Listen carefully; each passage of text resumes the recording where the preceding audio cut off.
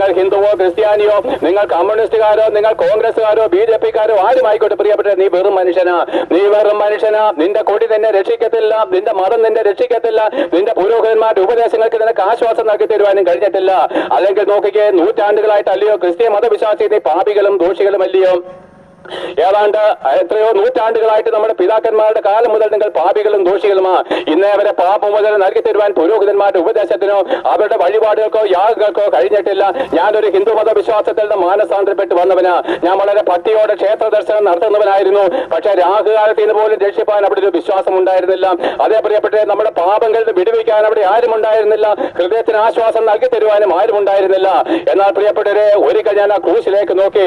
എന്ന് വെച്ച് കഴിഞ്ഞാൽ പള്ളികളുടെ മുമ്പിലുള്ള സിമന്റ് പ്രതിമയിലേക്കല്ല, എന്റെ ഹൃദയത്തിൽ ഞാൻ അവനെ കണ്ടു. എനിക്ക് വേണ്ടി ക്രൂശിക്കപ്പെട്ട ഒരുവനെ കണ്ടു.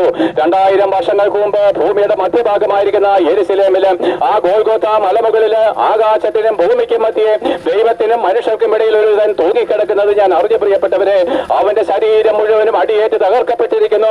അവന്റെ മുഖം ഇതാ പാപികളുടെ തുപ്പല് കൊണ്ട് നിന്ദിക്കപ്പെട്ടിരിക്കുന്നു.